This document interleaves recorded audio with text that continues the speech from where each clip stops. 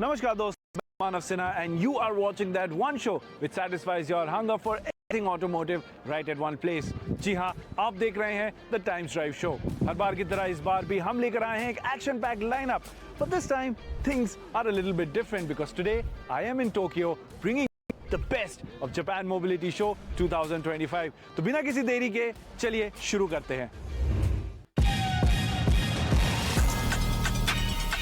So our attraction here at the Japan Mobility Show has to be Honda Zero Alpha concept, which we can see here. Now this is really close to production. Honda कह रहा है कि ये almost production ready design language आपको इसमें देखने को मिल रहा है. इसको बोल भी रहा है Honda एक प्रोटोटाइप, तो ये काफ़ी बड़ा कीवर्ड है. बट हेडलाइन फिगर ये है कि ये वो गाड़ी है जो आपको 2027 में इंडिया में देखने को मिलेगी.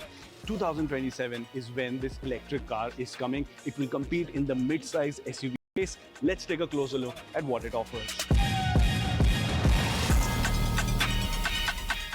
शुरुआत करते हैं डिज़ाइन से. Honda Zero Alpha प्रोटोटाइप जो यहाँ देखने को मिला है, सबसे ज़्यादा इससे जो हमें इंफॉर्मेशन मिलती है इंडिया बाउंड मॉडल की, वो होगा इसका design language.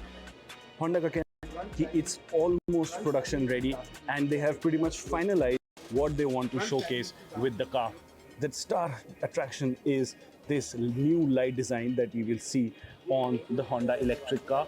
Coming to the side, you can see a lot of gloss surrounds on the car as well, and the shape of the car has been made such that space inside the car is maximized. एक काफ़ी interesting चीज़ जो मुझे लगी यहाँ पर Honda के briefing में, वो था कि उन्होंने ग्राउंड क्लियरेंस का काफ़ी ध्यान रखा है. वो कह रहे हैं कि इंडिया के स्पीड ब्रेकर्स के लिए इस ग्राउंड क्लियरेंस को ध्यान में रख के Honda Zero Alpha को डिज़ाइन किया गया है. तो ये काफ़ी इंटरेस्टिंग मेरे को डिज़ाइन कॉन्सेप्ट लगा. इंटीरियर अभी हम दिखा नहीं सकते. They blacked out the interior. This is still a prototype. The car is still under development. But at the rear is where the nice design language can be seen. I really like this new light signature on the car, and very aggressive rear bumper design can be seen on the car as well. तो ये थी Honda की Zero Alpha concept. सन 2027 में ये India में आने वाली है. Now coming to the Toyota stall at the Japan Mobility Show 2025, this is a car you won't miss because this is Land Cruiser FJ. देखने में थोड़ी छोटी लगती है अगर आप कंपेयर करेंगे Land Cruiser 300 से, फॉर एग्जांपल, जो हाल ही में इंडिया में आई, तो ऑब्वियसली इसका साइज छोटा है, बट ओवरऑल स्टिल ये एक साइजेबल व्हीकल यहाँ देखने को मिलती है. We don't know if this car is coming to India or not, but it does have a very big following in the Indian market. Starting with the design, the face of the car, the eyes over here give it that muscle, that angry look, and of course that muscle is accentuated by this chonky grill over here. Bumper भी बहुत बड़ा यहाँ पर देखने को मिल जाता है. Cladding type finish यहाँ पर लोअर हाफ पूरी गाड़ी में यहाँ देखने को मिलती है, जैसा कि हम आपको दिखाएंगे. बट ओवरऑल जो इसका स्टांस है, muscular, squared of, high bonnet, सारे SUV characteristics को ये गाड़ी नेल जरूर करती है. Coming to the side profile of the car, you get these actual grab rails up on top of the car, which increase the height of the car even more. And overall, once again, it's a very squared off design, very butch, very straight cuts, muscular design elements all across the car. Rear end design की अगर बात करें तो I really like the use of glass over here. It's very glossy, makes this car look very futuristic. Again, you see the squared off design language at the back as well. I really like these unique lights also, which sort of stick out of the car, gives the car a unique look. And of course, you get a rear mounted spare wheel, which is something SUV purists will love as well. If I open the boot lid, आप देख सकते हैं काफी सारा boot space यहाँ देखने को मिल जाता है. Now, if you talk about the interiors, where this is also where you see a lot of muscle, what this will look like is a lot of plastic, but it's not. काफी soft touch material का यहाँ पर इस्तेमाल किया गया है, और design जो है इसका काफी rugged और hardcore feel होता है. इसका स्टीयरिंग व्हील मुझे काफी अच्छा लगा. Size is perfect और it is reach and height adjustable as well. और आप फाइनली अपने ergonomics डिसाइड कर लेंगे कि आपको कैसे चाहिए, जैसा कि मैंने कर लिया है, you will realize कि ड्राइविंग पोजीशन बहुत कमांडिंग है. You can see the entire bonnet from here, so it's a really commanding and powerful driving position. बाकी चीज़ों की बात करते हैं, बहुत बड़ा टच स्क्रीन आपको यहाँ देखने को मिल जाता है।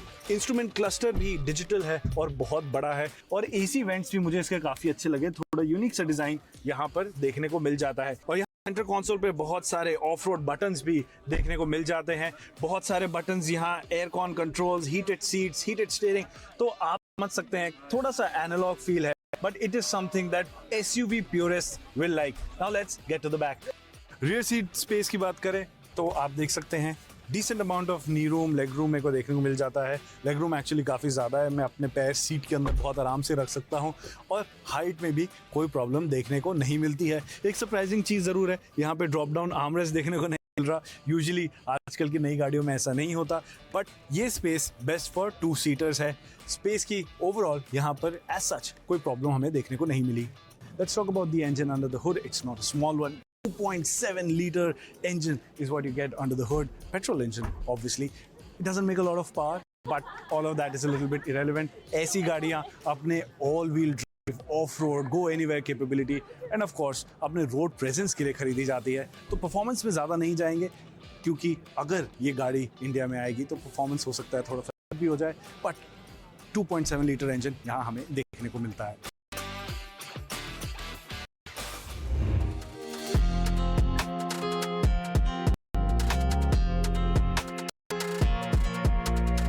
Coming to the Suzuki stall at the Japan Mobility Show 2025, they have really interesting concepts on display and some really nice motorcycles and scooters as well. But what I want to talk about is this car right here. You know this as the Maruti Suzuki Fronx, and this car right here, Maruti Suzuki Victoris. Hall he India में launch हुई थी, काफी मचा रही है। But हम गाड़ियों के बारे में क्यों बात कर रहे हैं, क्योंकि ये गाड़ियां ऑलरेडी इंडियन मार्केट में है।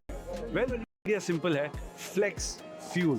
जी हाँ, आज के टाइम पे जहाँ एथेनॉल को लेके काफ़ी सारी चर्चा हो रही है, E10 की बात करते हैं, E20 की बात करते हैं, E27 की बात शुरू हो गई है, और जनरली लोगों में काफ़ी एंजाइटी है इस चीज़ को लेके कि आने वाले समय में एथेनॉल को लेके फ्लेक्स फ्यूल व्हीकल्स कैसी चलेंगी। तो सुजुकी, जो मारुति सुजुकी पेरेंट कंपनी है, उन्होंने फ्लेक्स फ्यूल टेक्नोलॉजी को यहाँ जापान मोबिलिटी शो में शोकेस किया है। यहाँ हमारे सामने फ्रॉन्क्स है, इसमें वही 1.2 लीटर का इंजन आता है, बट ऑफ कोर्स उसको काफ़ी हद तक मॉडिफाई कर दिया है। मुद्दे की बात करते हैं, फ्लेक्स होने से हमें फ़ायदा क्या मिलता है? Answer is simple, this car can run up to E85 fuel, and the keyword is up to. So if you want to fill in E10, E20, E27 or even up to E85 combination of fuel, this car is perfectly fine. And the good part is, अगर आपको इसको pure petrol पे भी चलाना है, यानी E0 fuel पे चलाना है, तब भी आप इस गाड़ी को उस फ्यूल पर चला सकते हैं। एक खास बात यह है कि मारुति सुजुकी ने WagonR flex fuel concept auto expo जो दिल्ली में होता है वहाँ पे शोकेस किया था, बट यहाँ हमें ये फ्रॉन्क्स में देखने को मिल रहा है। हाल ही में मारुति सुजुकी के लाइनअप में Fronx one of the most popular cars है, और उसमें फ्लेक्स फ्यूल टेक्नोलॉजी यहाँ देखने को मिल रहा है हमें। मारुति सुजुकी का कहना है कि वैगनआर फ्लेक्स फ्यूल व्हीकल बहुत जल्दी इंडिया में आ सकती है, as early as next year is what they are saying. But यहाँ हमें ये कॉन्सेप्ट देखने को मिला। बट फ्लेक्स फ्यूल व्हीकल्स के थीम पर आगे बढ़ते हुए यहाँ पर हमें देखने को मिलती है मारुति सुजुकी की विक्टोरिस, और ये स्टिकर यहाँ पर सारी कहानी बताता है, कंप्रेस्ड बायोमीथेन गैस, और CBG इन शॉर्ट। अब ये क्या है?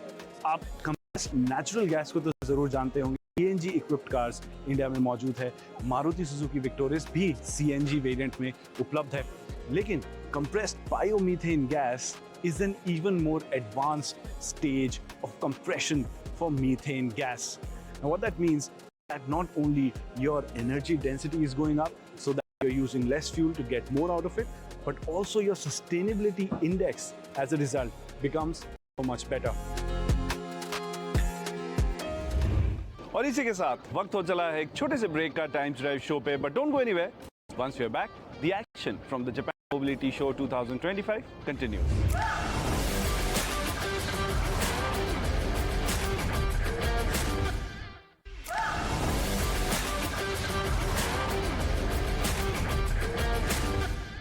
Welcome back. मैं हूं मानव Sinha and you are watching the Times Drive Show.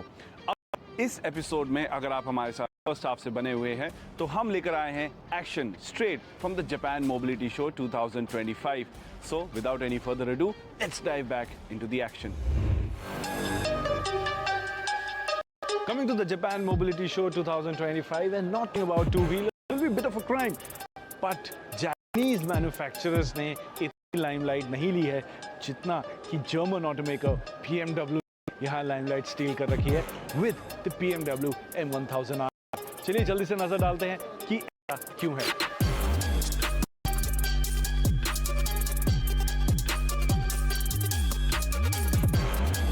Reason काफी सिंपल है. ऐसा इसलिए है क्योंकि परहैप्स ये यहाँ की इस पूरे मोबिलिटी शो की सबसे फास्टेस्ट मोटरसाइकिल यहाँ पर हमें देखने को मिल रही है. M1000RR आपको आइडिया देते हैं क्यों दुनिया में one of the fastest bikes में मानी जाती है. 218 हॉर्स पावर ये मोटरसाइकिल प्रोड्यूस करती है from its 1 litre engine and this motorcycle weighs 194 kgs. So you get the idea.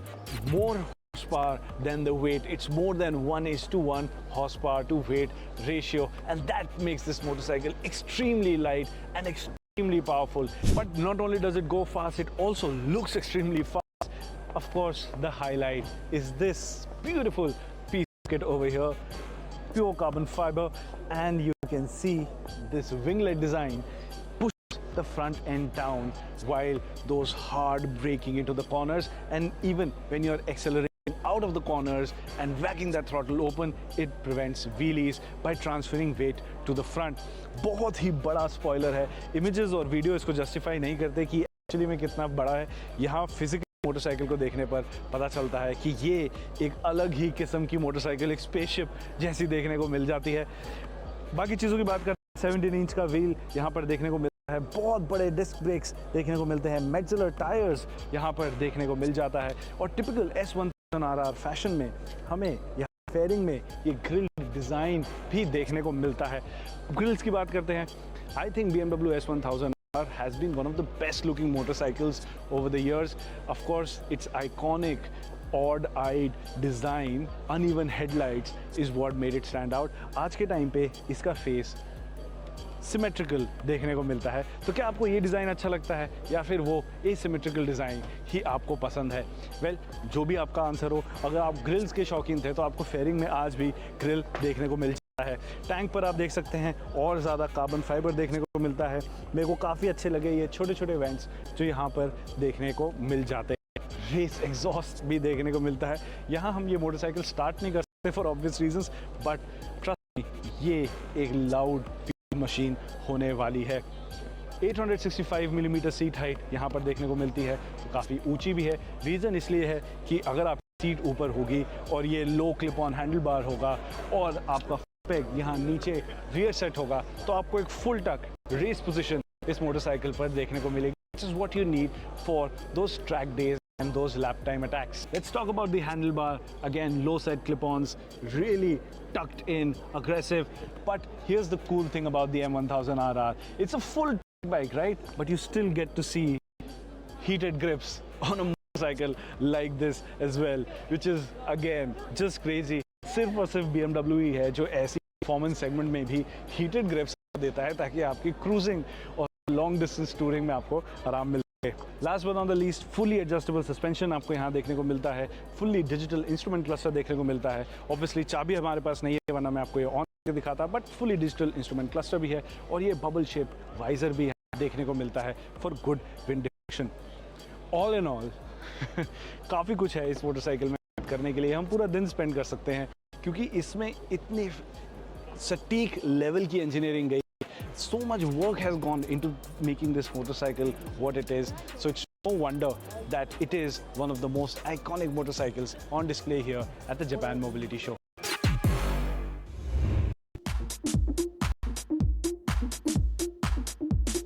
Imagine आप अपने डेली रोड्स पर जा रहे हैं, वही ट्रैफिक वाली रोड्स पर जा रहे हैं, and something like this rolls up on the road. Ladies and gentlemen, we are at the Lexus stall at Japan Mobility Show 2025 and Lexus has come out with all guns blazing.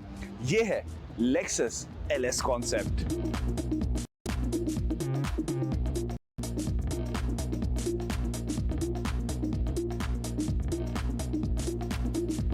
अब आप सोच रहे होंगे Lexus LS इस body style में आखिर चल क्या रहा है? Well, the answer is simple for the uninitiated. The Lexus LS has always been their flagship offering and the LS literally stands for luxury sedan. तो हमेशा से Lexus LS एक sedan के तौर पर हमें देखने को मिली है, बट अब Lexus कह रहा है कि जो LS है उसकी डेफिनेशन में ही चेंज आ जाएगा in the coming time. So it will go from being a luxury sedan to luxury space. और स्पेस को अगर आपको मैक्सिमाइज करना है तो ये MPV फॉर्मेट ही आपको यूज करना पड़ता है सबसे ज्यादा स्पेस निकालने के लिए, और इसके भी Lexus has done something really creative. We'll get to that in a bit, but let's take a closer look at the car. Let's start from the front. As you can see, you get this really futuristic Tron-like design elements up front. The Lexus lettering is illuminated and you have this really wide strip of lights that span across the width of the bonnet. You even have this second set of L-shaped DRL over here at the bumper and a vertical light strip in the middle for that extra futuristic appeal. What's really interesting is that the windshield actually comes down all the way to the bonnet, which isn't there because the light and the windshield are connected. There's no physical metal bonnet in the middle, so that's a really interesting design detail. Here's the big highlight. What you see here are small wheels. So yes, what's essentially happening here is that this car will come with 3 axles. As you can see on the side, the windows are pretty much out.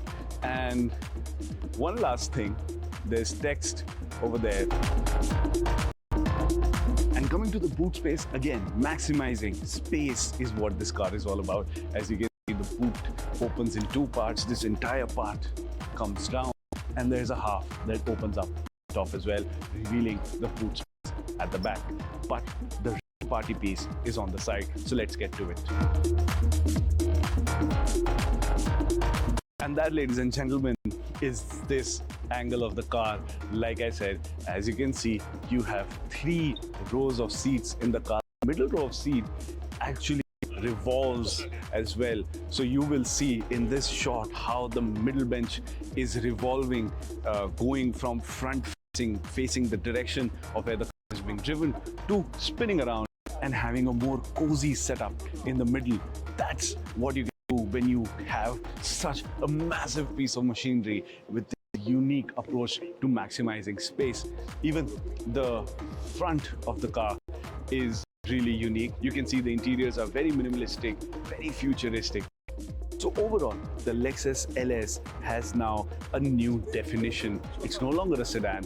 And अगर आप सोच रहे हैं कि आज के समय में भी sedans relevant है, well, Lexus जैसी कंपनी ने उस पूरे एक्रोनिम को ही छोड़ दिया है, तो आप अंदाजा लगा सकते हैं कि sedans की आज की क्या हालत है. But future काफी promising है. They are saying कि Lexus LS will spawn more kinds of products as well. There is a Lexus LS Coupe SUV concept on display over here. That also looks very nice, has suicide doors and everything. But of course, this has been one major talking point at the Japan Mobility Show 2025. And with that, we've come to the end of this edition of the Times Drive Show. उम्मीद है आपको हमारा show पसंद आया होगा. अगर आप कुछ कहना चाहते हैं, कुछ बताना चाहते हैं, हमारी टीम के साथ जुड़ना चाहते हैं, so make sure you reach out to us on the Times Drive social media handles. And if you're planning to buy a new car, a new motorcycle or a new scooter, well, head on over to timesdrive.in क्योंकि वहाँ पर आप सभी जानकारी एक ही जगह पर मौजूद होगी. And with that, I take your leave. I'll catch you same time next week, only on the Times Drive Show.